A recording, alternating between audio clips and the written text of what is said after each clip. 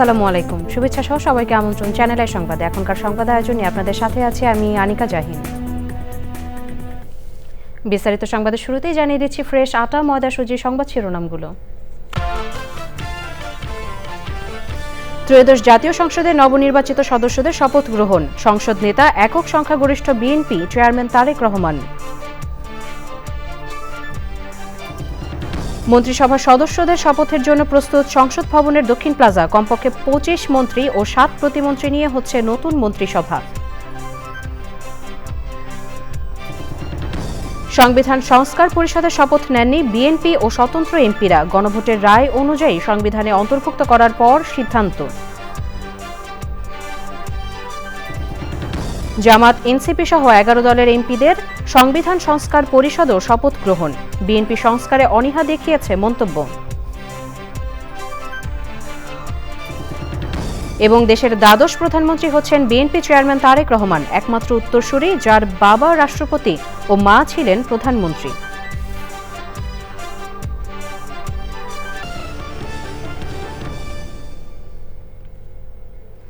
দর্শক, সংবাদ শিরোনামগুলো জানাচ্ছিলাম। এখনকার সংবাদ আয়োজন একই সঙ্গে চ্যানেল আই ইউটিউব চ্যানেল এবং চ্যানেলের ওটিটি প্ল্যাটফর্ম আই স্ক্রিনে লাইভ স্ট্রিম হচ্ছে। যাচ্ছে বিস্তারিত সংবাদে এবং শুরুতেই থাকছে আকেজ ইস্পাত ইলেকশন ফাইনাল।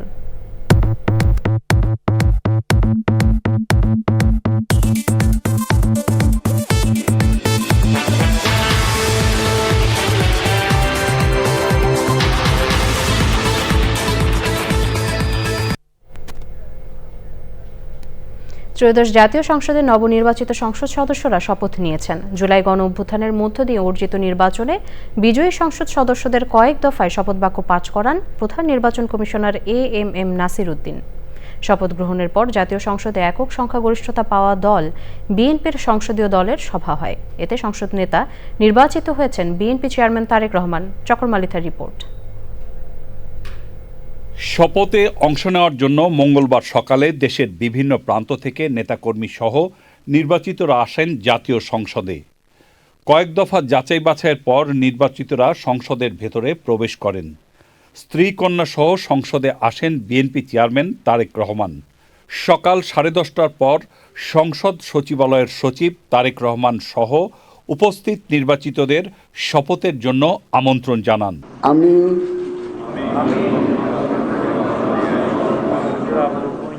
সংসদ সদস্য নির্বাচিত হইয়া 10:42 প্রধান নির্বাচন কমিশনার এএমএম নাসির উদ্দিন শপথ পড়ানো শুরু করেন। দেশের ইতিহাসে প্রথমবারের মতো শপথ পড়ালেন প্রধান নির্বাচন কমিশনার। আমি যে কর্তব্যভার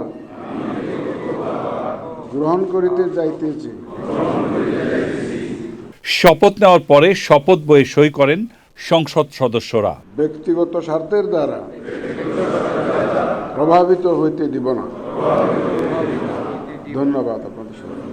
এরপর জামাতে ইসলামের বেশিরভাগ সংসদ সদস্য, বিএনপির কয়েকজন সংসদ সদস্য এবং স্বতন্ত্র সংসদ সদস্যদের শপথ পড়ান প্রধান নির্বাচন কমিশনার। সশ্রদ্ধ চিত্তে শপথ করিতেছি যে আমি দুপুর 1টার পর এনসিপির নির্বাচিতদের শপথ বাক্য পড়ানো হয়। তাহা আইন অনুযায়ী ও বিশ্বস্ততার সহিত পালন করিব। দুপুর 1:30 পর শপথ বাক্য পড়ানো হয় গণ অধিকার পরিষদের সংসদ সদস্যদের। শপথ গ্রহণের পরপরই বিএনপির এমপিরা সংসদীয় কমিটির বৈঠক করেন। সেখানে সংসদ নেতা হিসেবে তারেক রহমানকে নির্বাচিত করেন তারা। চকর মালিথা, চ্যানেল আই, ঢাকা। সংবিধান সংস্কার পরিষদের শপথ নেয়নি বিএনপি ও শরিক দলের এমপিরা। বিএনপির স্থায়ী কমিটির সদস্য সালাউদ্দিন আহমদ এমপি বলেছেন, সংবিধান সংস্কার পরিষদের বিষয়টি সংবিধানে অন্তর্ভুক্ত হলে তারপর সেই শপথের প্রসঙ্গ আসবে। শপথের আগে নবনির্বাচিত সংসদ সদস্যদের উদ্দেশ্যে একথা বলেন তিনি। আমরা কেউ সংবিধান সংস্কার পরিষদের সদস্য হিসেবে নির্বাচিত হইনি এবং সংবিধানে এটা এখনো ধারণ করা হয়নি। গণভোটের রায় অনুযায়ী সংবিধান সংস্কার পরিষদ গঠিত হলে সেটা সংবিধানে আগে ধারণ করতে হবে এবং সংবিধান সংস্কার পরিষদের সদস্যকে কে শপথ নেয়াবেন সেটা বিধান করতে হবে এবং কোন এরকম ফর্ম এটা সংবিধানে নেই। এই ফর্মটি তৃতীয় তফসিলে আছে, সাদাটা। এইরকম তখন একটা ফর্ম সংবিধানের তৃতীয় তফসিলে আসবে। সেগুলো সাংবিধানিকভাবে জাতীয় সংসদে গৃহীত হওয়ার পরে তখন জাতীয় সংবিধান সংস্কার পরিষদের সদস্যদের শপথ নেয়ার বিধান করা যাবে। বিধায় আমরা এখন সাংবিধানিকভাবে এই পর্যন্ত আমরা এসেছি, আমরা সংবিধান মেনে এই পর্যন্ত চলছি এবং আশা করি সামনের দিনেও চলব। আমি মাননীয় চেয়ারম্যানের নির্দেশে ওনার উপস্থিতিতে আপনাদেরকে এই আমাদের দলীয় সিদ্ধান্তটা জানালাম। জনগণকে দেওয়া প্রতিশ্রুতি পূরণ করার অঙ্গীকার করেছেন ত্রয়োদশ জাতীয় সংসদের সদস্যরা। দুর্নীতিমুক্ত সমৃদ্ধ বাংলাদেশ গড়তে ভূমিকা রাখতে চান নতুন এমপিরা। রিয়াজ ইসলামের রিপোর্ট। অনুষ্ঠানে যোগ দিতে সকাল থেকেই সংসদ ভবনে আসতে থাকেন নবনির্বাচিত এমপিরা। নতুন এই অধ্যায় নিয়ে প্রতিক্রিয়া ও প্রত্যাশার কথা জানান সংসদ সদস্যরা। নতুন পুরনো মিলিয়ে একটা ভালো সংসদ জনগণের অনেক সমস্যার সমাধান করতে সক্ষম হবে। প্রত্যাশা হচ্ছে বাংলাদেশের জনগণের গণতান্ত্রিক রাজনৈতিক সাংবিধানিক অধিকার ফিরে পাওয়া। এখন প্রত্যাশা একটাই, দিনরাত কাজ করব জনগণের জন্য। 17 বছরে দেশের যে অবক্ষয়, বিভিন্ন পর্যায়ের আইন বলে সমস্ত কারণে সেই আইন বিনির্মাণে আমরা কাজ করব। সততার সাথে নিষ্ঠার সাথে দেশের কল্যাণে কাজ করতে পারে দোয়া করবেন। বিরোধী দলের গঠনমূলক ভূমিকার প্রত্যাশার কথা জানান বিএনপি এমপিরা।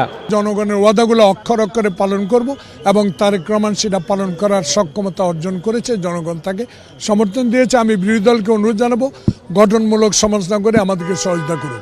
বাংলাদেশের না শুধু বিশ্বের প্রত্যাশা যে এই সংসদ, এই সরকার, এই বিরোধী দল আগামী দিনে গণতন্ত্র প্রতিষ্ঠায়, অর্থনীতি পুনরুদ্ধারে এবং সার্বিক উন্নয়নে একটি সমৃদ্ধ বাংলাদেশ গঠনে এগিয়ে যাবে। সকলকে সাথে নিয়ে জনাব তারেক রহমানের নেতৃত্বে বাংলাদেশ সামনের দিকে এগিয়ে যাবে। আমি আমার সাধ্য অনুযায়ী চেষ্টা করব সর্বোচ্চ সততার সহিত জনগণের সেবা করার জন্য। রাজনৈতিক বিভাজন নয়, বরং জাতীয় স্বার্থকে অগ্রাধিকার দিয়েই কাজ করতে চান 11 দলীয় জোটের সংসদ সদস্যরা। বিরোধী দল হিসাবে আমাদের যে দায়িত্ব থাকবে, আমরা জনগণের হয়ে সংসদে এবং রাজপথে উভয় জায়গায় প্রয়োজনে যেন আমরা ভূমিকা পালন করতে পারি। ইনশাআল্লাহ আমরা আশা করি একটা সংসদ, ভালো একটা ভাইব্রেন্ট সংসদ হবে আর কি। সংসদ এলাকায় ছিল কর্মী সমর্থক সহ সাধারণ মানুষের সরব উপস্থিতি। নতুন এমপিদের কাছে আমরা প্রত্যাশা করি বাংলাদেশে যেন একটি সুষ্ঠু ধারা রাজনীতি পরিচালিত হয়, সন্ত্রাস দুর্নীতি যাতে দূর হয়, এটাই আমাদের প্রত্যাশা। মানুষ ন্যায় বিচার পাক এবং দুর্নীতিমুক্ত একটি বাংলাদেশ হোক। সারা বাংলাদেশে যেন আমাদের প্রত্যাশা স্বৈরাচারের মতন যেন না হয়। শপথ ঘিরে সংসদ ভবন এলাকায় নেওয়া হয় কয়েক স্তরের নিরাপত্তা ব্যবস্থা। রিয়াজ ইসলাম, চ্যানেল আই, ঢাকা। সংসদ সদস্যদের শপথ নেওয়ার পর এখন নতুন মন্ত্রিসভার সদস্যদের শপথের অপেক্ষা। নতুন সরকারের মন্ত্রীদের জন্য গাড়ি প্রস্তুত রাখা হয়েছে। এ নিয়ে জানতে যাচ্ছে সহকর্মী রফিকুল বাশারের কাছে, তিনি সচিবালয়ে আছেন। বাশার, নতুন মন্ত্রিসভার সদস্যদের শপথ ঘিরে সচিবালয়ের প্রস্তুতি নিয়ে আমাদেরকে বিস্তারিত জানান।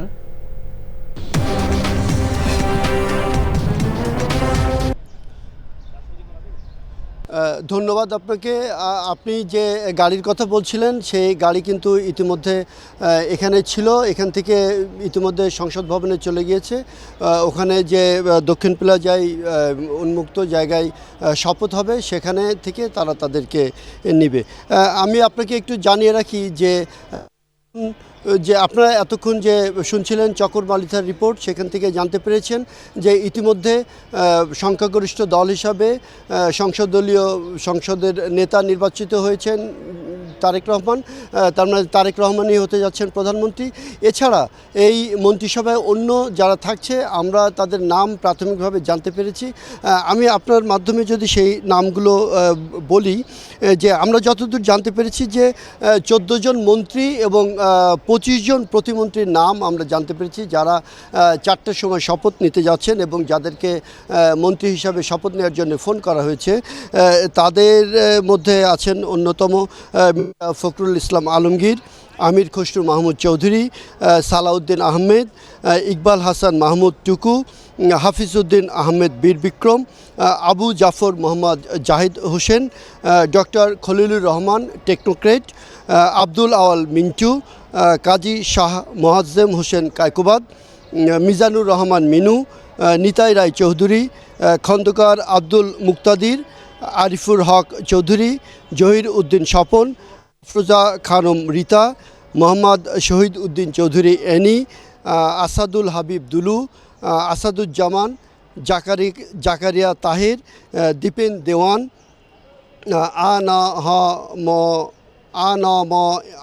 এহসানুল হক মিলন, সর্দার মোহাম্মদ হোসেন, ফকির মাহবুব আনাম, শেখ রবিউর রহমান, মোহাম্মদ আমিন উর রশিদ, খলিলুর রহমান।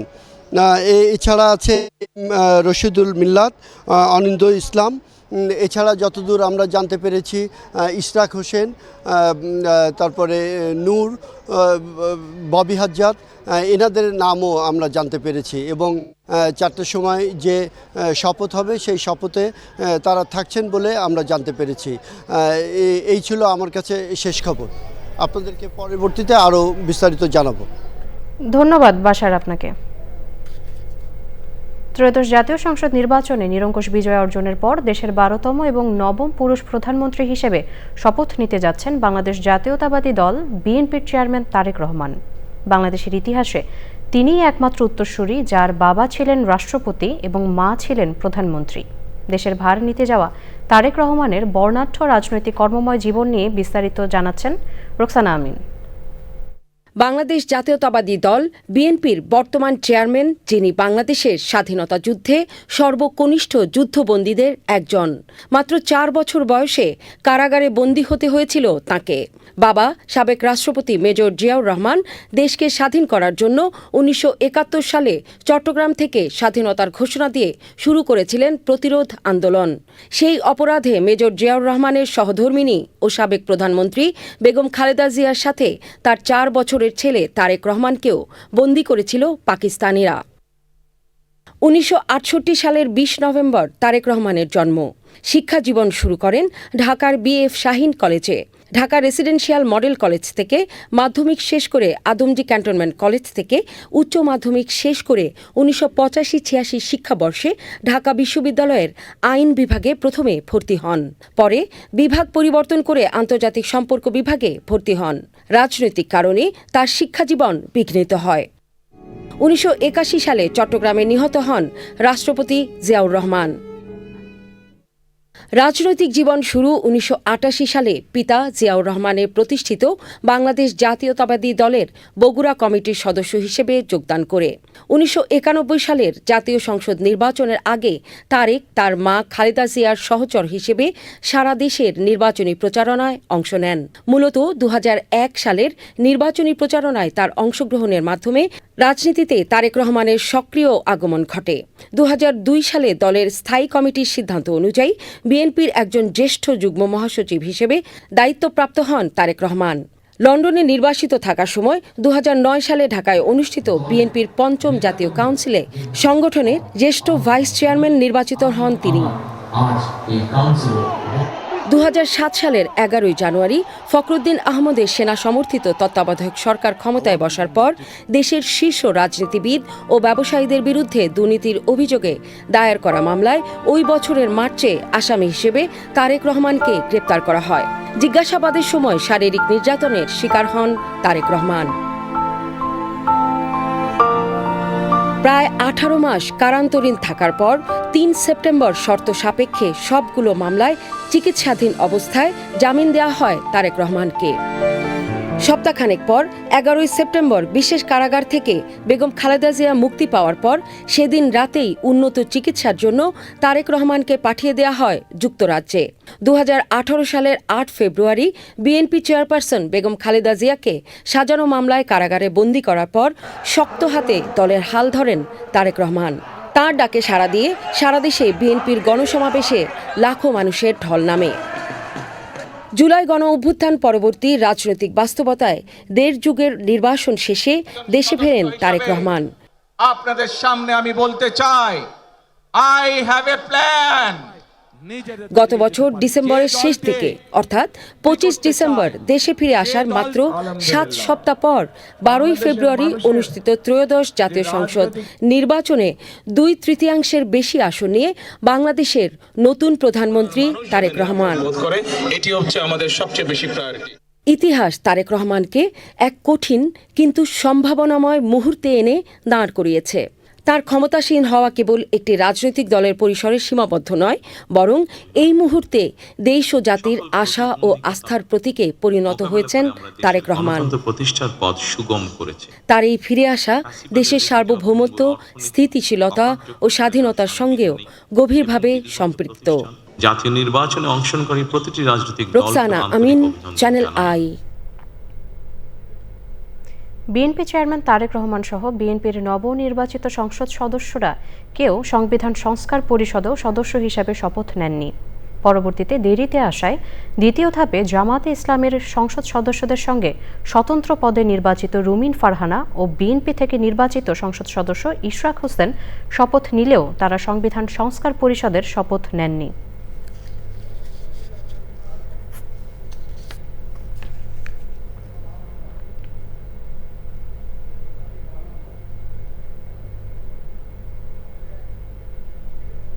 নানা চড়াই উতরাই পেরিয়ে পঞ্চমবারের মতো রাষ্ট্র ক্ষমতায় দেশের অন্যতম বৃহৎ রাজনৈতিক দল বাংলাদেশ জাতীয়তাবাদী দল বিএনপি এর আগে শহীদ রাষ্ট্রপতি ও বিএনপির প্রতিষ্ঠাতা জিয়াউর রহমানের নেতৃত্বে একবার ও বেগম খালেদা জিয়ার নেতৃত্বে 3 বার সরকার পরিচালনা করে বিএনপি। 45 বছরের দীর্ঘ পথ পরিক্রমায় নানা প্রতিকূল পরিস্থিতি মোকাবেলা করতে হয়েছে বিএনপিকে। বিএনপি সরকার গঠনের ইতিহাস নিয়ে আক্তার হোসেনের রিপোর্ট। 75-এর পট পরিবর্তনের পর বিশেষ রাজনৈতিক সংকটে সিপাহী জনতার বিপ্লবের মধ্য দিয়ে রাষ্ট্র ক্ষমতার কেন্দ্রবিন্দুতে আসেন জেনারেল জিয়াউর রহমান বীর উত্তম।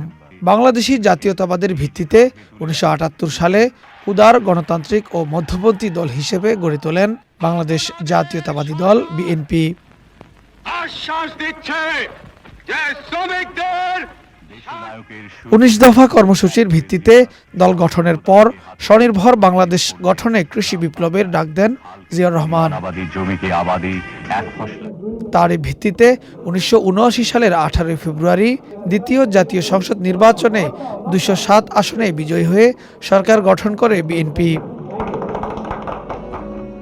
তবে 1981 সালের 30 মে এক ব্যর্থ সেনা অভ্যুত্থানে জিয়াউর রহমান নিহত হলে এই অধ্যায়ের সমাপ্তি ঘটে। সামরিক শাসক এরশাদ বিরোধী আন্দোলনে রাজনীতিতে আবির্ভাব ঘটে তার ওই সহধর্মিণী বেগম খালেদা জিয়ার। দীর্ঘ প্রায় 1 দশকের স্বৈরাচার বিরোধী আন্দোলনের লড়াই সংগ্রাম খালেদা জিয়াকে এনে দেয় আপসহীন নেত্রীর উপাধি। তার ওই নেতৃত্বে 1991 সালে সরকার গঠন করে বিএনপি। ফলে বাংলাদেশে সংসদীয় গণতন্ত্রের পুনঃপ্রতিষ্ঠা পায়। 1996 সালে বেগম খালেদা জিয়ার নেতৃত্বে ষষ্ঠ জাতীয় সংসদ নির্বাচনেও সর্বোচ্চ 289টি আসন পেয়ে সরকার গঠন করে বিএনপি। তবে সেই মেয়াদে 2 মাস ক্ষমতায় ছিল দলটি। 2001 সালে অষ্টম জাতীয় সংসদ নির্বাচনে 193 আসনে জয়লাভ করে 2/3 সংখ্যাগরিষ্ঠতা পেয়ে সরকার গঠন করে বিএনপি। 2006 সালে বিএনপি নেতৃত্বাধীন 4 দলীয় ঐক্যজোট সরকারের মেয়াদ শেষ হলে ভয়াবহ রাজনৈতিক বিপর্যয়ে পড়ে বিএনপি।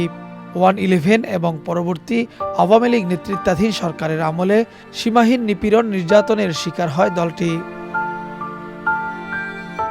গত 1.5 দশকে নানা প্রতিকূল পরিস্থিতি মোকাবেলা করে ত্রয়োদশ জাতীয় সংসদ নির্বাচনে একক সংখ্যাগরিষ্ঠতা পেয়ে সরকার গঠন করছে বিএনপি। জুলাই অভ্যুত্থানের পর নতুন জন আকাঙ্ক্ষার বাস্তবায়ন, রাষ্ট্রকাঠামো সংস্কার, জবাবদিহি ও অন্তর্ভুক্তিমূলক শাসন প্রতিষ্ঠাই এখন বিএনপির বড় চ্যালেঞ্জ। সকল প্রতিবন্ধকতা আক্তার হোসেন, চ্যানেল আই, ঢাকা। দর্শক, এই মুহূর্তে জাতীয় সংসদ ভবন এলাকায় আছেন সহকর্মী রাহুল রায়। সরাসরি যাচ্ছি তার কাছে। রাহুল, এমপিদের শপথ গ্রহণ ও বিকেলে মন্ত্রিসভার সদস্যদের শপথ নিয়ে আমাদেরকে বিস্তারিত জানান।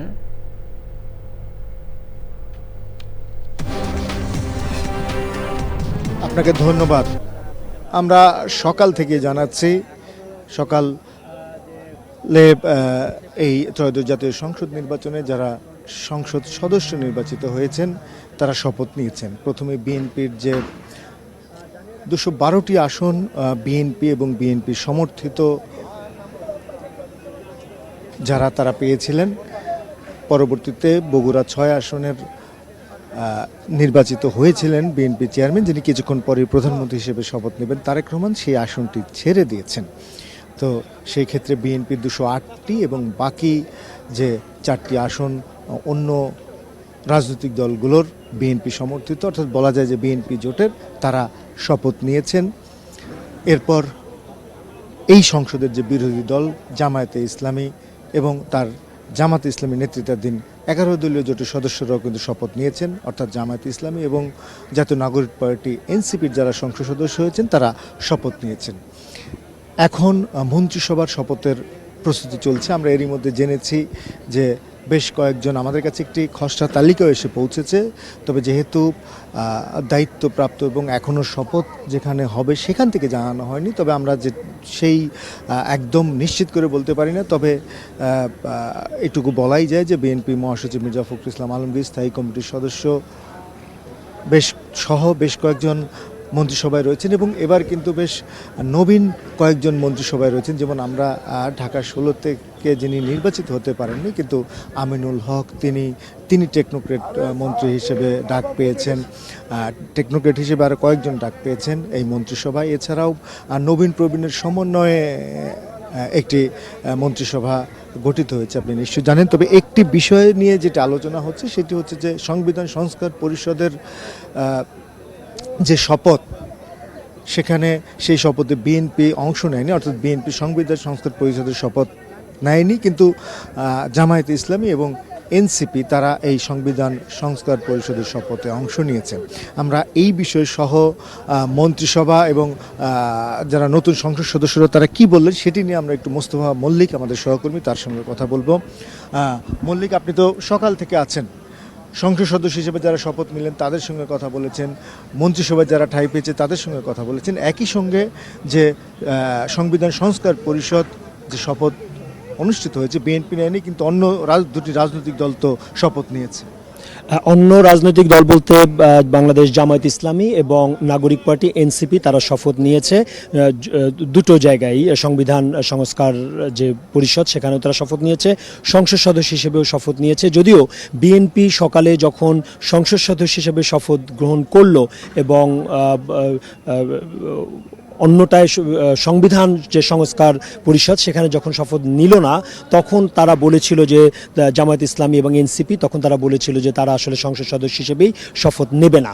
তো এরপরে যখন আমির খসরু মাহমুদ চৌধুরী থেকে শুরু করে যারা সিনিয়র নেতৃবৃন্দ আসলেন এবং মির্জা ফখরুল ইসলাম আলমগীর সহ তাদের সঙ্গে আমরা কথা বলেছি এবং গণমাধ্যমে তারা বলেছেন যে আসলে কারা শপথ নেবেন কি নেবেন না এটা একেবারেই তাদের একটা ব্যক্তিগত বিষয়, তাদের দলীয় সিদ্ধান্তের বিষয়। আমরা প্রশ্ন করেছিলাম তাহলে কোনো সাংবিধানিক সংকট বা অন্য কিছু তৈরি হবে কিনা, তো সেক্ষেত্রে সিনিয়র নেতৃবৃন্দ বলেছেন যে সংবিধানের মতোই চলবে এবং আসলে জনতার। তারেক রহমানের নেতৃত্বে বিকেলে গঠিত হবে বিএনপি সরকারের নতুন মন্ত্রিপরিষদ। বিএনপি সরকারের নতুন মন্ত্রিপরিষদে থাকা সম্ভাব্য মন্ত্রী ও প্রতিমন্ত্রীদের নাম নিয়ে মিথিলা নাজনীনের রিপোর্ট। তারেক রহমানের নেতৃত্বে বিকালে গঠিত হবে বিএনপি সরকারের নতুন মন্ত্রিপরিষদ। নতুন মন্ত্রিপরিষদে যারা থাকছেন তারা হলেন মির্জা ফখরুল ইসলাম আলমগীর, আমির খসরু মাহমুদ চৌধুরী, সালাউদ্দিন আহমেদ, ইকবাল হাসান মাহমুদ টুকু, হাফিজ উদ্দিন আহমেদ, আবু জাফর মোহাম্মদ জাহিদ হোসেন, খলিলুর রহমান, দীপেন দেওয়ান, এহসানুল হক মিলন, আমিনুর রশিদ, আফরোজা খানম রীতা, আসাদুল হাবিব দুলু, কাজী শাহ মোফাজ্জল হোসেন কায়কবাদ, আসাদুজ্জামান ও জাকারিয়া তাহের। প্রতিমন্ত্রী হিসেবে যাদের নাম পাওয়া গেছে তারা হলেন এম রশিদুজ্জামান মিল্লাত, অনিন্দ ইসলাম অমিত, শরীফুল আলম, শামা ওবায়েদ, সুলতান সালাউদ্দিন টুকু, ব্যারিস্টার কায়সার কামাল ও ফরহাদ হোসেন আজাদ। Mithila Nazneen, Channel I, Dhaka. শুরুতে দ্বিমত জানালেও শেষ পর্যন্ত জাতীয় সংসদ ও সংবিধান সংস্কার পরিষদের সদস্য হিসেবে শপথ নিয়েছেন জামায়াতে ইসলামের সংসদ সদস্যরা। নির্বাচিতদের সঙ্গে আলোচনা করে সংসদ সদস্য ও সংবিধান সংস্কার পরিষদের সদস্য হিসেবে শপথ নেন জামাতের ৬৮ জন প্রতিনিধি। বিস্তারিত তাফিমুল ইসলামের রিপোর্টে। সংবিধান সংস্কার পরিষদের সদস্য হিসেবে বিএনপি শপথ না নেওয়ায় জামায়াতে ইসলামী প্রথমে কোনো শপথ না নেওয়ার কথা জানায় গণমাধ্যমে।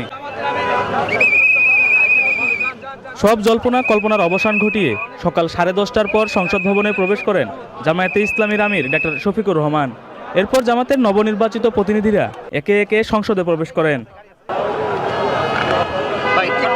সংসদের ভেতরে বৈঠকে সিদ্ধান্ত হয় সংসদ সদস্য ও সংস্কার পরিষদ দুটোই শপথ নেবেন তারা।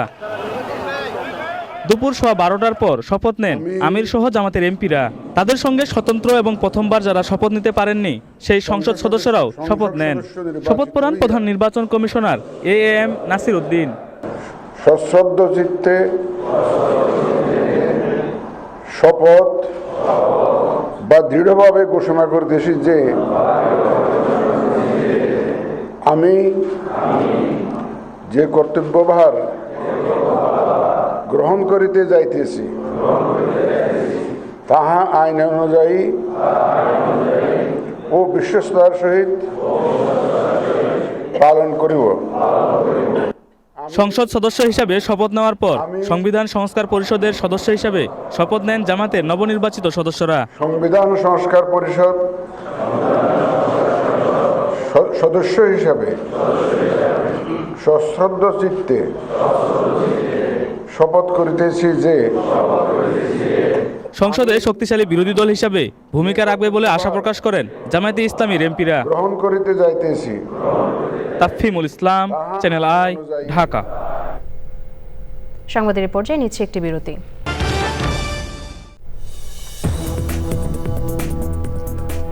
বিরতির পর স্বাগত আরও একবার চ্যানেল আই সংবাদে। নতুন বাংলাদেশের যাত্রায় সংস্কৃতি অঙ্গনে রাজনৈতিক প্রভাব থাকবে না বলে প্রত্যাশা করছেন লেখক ও গীতিকার মনিরুজ্জামান মনির। চ্যানেল আইয়ের তারকা কথন অনুষ্ঠানে এই প্রত্যাশার কথা জানান প্রথম বাংলাদেশ আমার শেষ বাংলাদেশ গানের গীতিকার মনিরুজ্জামান। সুলতানা হিমুর রিপোর্ট। শাহনাজ রহমতুল্লাহর কণ্ঠে জনপ্রিয় এই দেশাত্মবোধক গানটি বাঙালি সঙ্গীত প্রেমীদের মনে বিশেষ স্থান দখল করে আছে। মনিরুজ্জামান মনিরের লেখা গানটি 1970-এর দশকের শেষের দিকে প্রকাশ পায়, যার সুর করেন প্রয়াত সুর সম্রাট আলাউদ্দিন আলী। বাংলাদেশ টেলিভিশনের বর্ণালী সঙ্গীতানুষ্ঠানে প্রথম প্রচার করা হয় গানটি। আমার অন্তরাটা মনে পড়ল, তখন আমি কাগজ পাচ্ছিলাম না। কাজী আবু জাফর সিদ্দিকীর পাশের রুমে আমি বসা ছিলাম, বিকালে কোনো কাগজ পাইনি। তখন আমি ওই সিগারেট খেতাম খুব, সেই সিগারেটের ভিতরের কাগজ খুলে অন্তরাটা লিখি এবং সন্ধ্যার সময় আলাউদ্দিন আলীর এখানে যাই, উনি এটা অ্যাকসেপ্ট করেন। এইভাবে এই প্রথম বাংলাদেশ কী হয় এবং শাহনাজ রহমতুল্লাহর কণ্ঠে এটা পরিবেশিত হয়। গীতিকার মনিরুজ্জামান বলেন, সৃষ্টিশীল কর্ম ও দেশের গান হলেও বিএনপির সঙ্গীত হিসেবে প্রচারের কারণে 15 বছর গানটি সম্প্রচার হয়নি। 10-15 বছর এই গানটা প্রচার হয় নাই, সাথে সাথে আমার লেখা গানও প্রচার হয় নাই। এই গান বিএনপির গান বলে ওরা মনে করে বিএনপির গান, জানেনই তো ফ্যাসিস্ট সরকার ছিল, ওইটা হয় নাই। এখন যখন বিএনপি আসছে আবার ক্ষমতায়, এই গান আবার বাজা হচ্ছে এবং এই গানটি শহীদ প্রেসিডেন্ট জিয়াউর রহমান পছন্দ করতেন, দেশনেত্রী বেগম খালেদা জিয়া পছন্দ করতেন এবং আজকের যে প্রধানমন্ত্রী হতে যাচ্ছেন সেই তারেক রহমান সাহেবও পছন্দ করতেন, এখনও পছন্দ করেন। নতুন বাংলাদেশের যাত্রায় সংস্কৃতির অঙ্গনে সৃষ্টিশীলতার ক্ষেত্রে এমন পরিস্থিতি আর হবে না বলে প্রত্যাশা তার। Sultana Himu, channel I, Dhaka. এবারে নিটল টাটা কৃষি সংবাদ।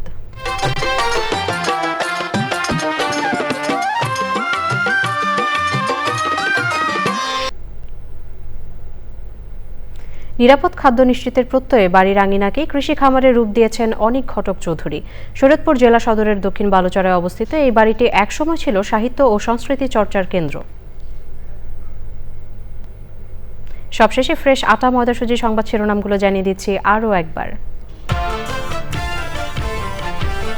ত্রয়োদশ জাতীয় সংসদের নবনির্বাচিত সদস্যদের শপথ গ্রহণ, সংসদ নেতা একক সংখ্যাগরিষ্ঠ বিএনপি চেয়ারম্যান তারেক রহমান। মন্ত্রিসভার সদস্যদের শপথের জন্য প্রস্তুত সংসদ ভবনের দক্ষিণ প্লাজা। কমপক্ষে 25 মন্ত্রী ও 24 প্রতিমন্ত্রী নিয়ে হচ্ছে নতুন মন্ত্রিসভা।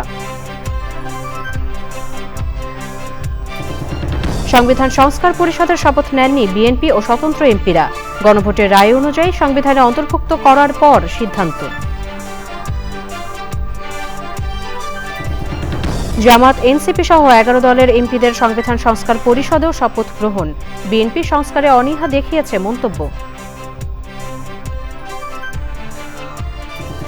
এবং দেশের দ্বাদশ প্রধানমন্ত্রী হচ্ছেন বিএনপি চেয়ারম্যান তারেক রহমান, একমাত্র উত্তরসূরি যার বাবা রাষ্ট্রপতি ও মা ছিলেন প্রধানমন্ত্রী।